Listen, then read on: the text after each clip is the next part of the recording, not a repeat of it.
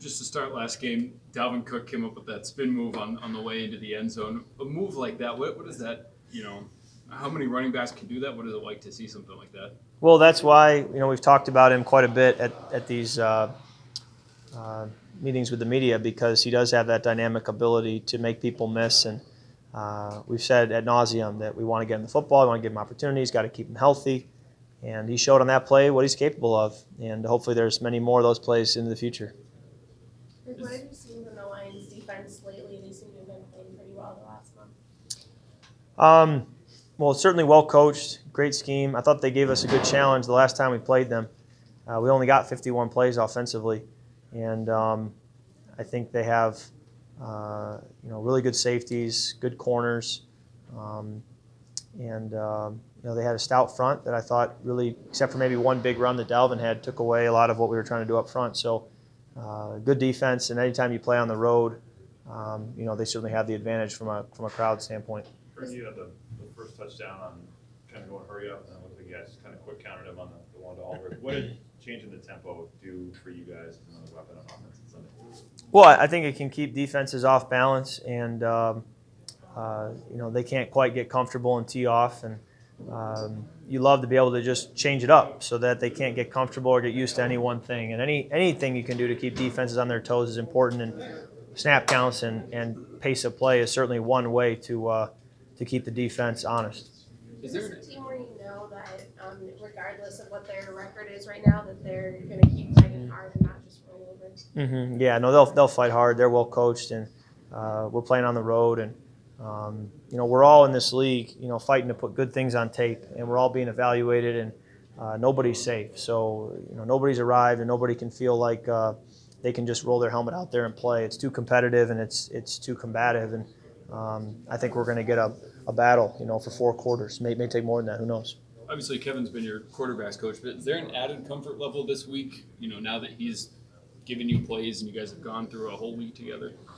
Well, it'll be a process, as long as I'm working with him, as long as he's the play caller and I'm the quarterback, we're always trying to build a rapport. And every game we play, we'll get more inventory of what we do well and what we like to do together. And, we have a small sample size right now. So we're still in that process of building a rapport. And obviously the fact that he's been in the quarterback room for so many months, helps quite a bit. And I don't think anything I tell him is a mystery or surprise to him, and vice versa. So communication's been good, but with only 1 game under our belts, I think there's still a lot of growth that can happen. How has that changed things for you, just in terms of who you're talking to on the sideline, or what's happening in meeting rooms when he's now got offensive coordinator duties on his plate as well? Well, big picture, it's not too different. At the end of the day, we're still, in the meetings. Kevin's still very much, taking on the role of a would-be quarterback coach in terms of still coaching the position and leading the room. And Drew Petzing certainly is maybe a louder voice than he was prior to last week, and I think there's certainly a lot of collaboration too. I'm sure Todd Downing stepping in, and really the offensive line coaches and Coach Hazel are all stepping in to help get everybody going and get on the same page. Same with Coach Polamalu, and I feel like having lost Coach Sperano and then losing Coach Flip, we're really down 2 staff members from the summer, and that certainly makes us need all hands on deck to put a game plan together and be ready to go for Sunday. Kirk, what did you see when the interception return for a touchdown? When you looked back at it, what should you have done? Well, we talked about it on Sunday. I have always felt like on that play, my job is to negotiate the end, and then I was assuming that player who picked it was being blocked, and so I've got to throw that with trust and anticipation. And it felt like, if that player's getting blocked, then it's a completion, and it's such a bang-bang play. You really can't wait. If you wait to see if he is blocked, that play will never work. So if you go back and watch the probably 24 times we've run that play this year, it's bang-bang. The end's not blocked. I throw it over his head and trust everyone else to get everyone else blocked. And just because of the way the player played it, the way he guessed it, it put our blocking scheme in a little bit of confusion, and then he made the play. But, those plays happen from time to time. He made a nice play. He jumped it, and that's part of part of playing this game. With it coming such a bang play, is that maybe too risky a call to make in a game? If it's such a bang.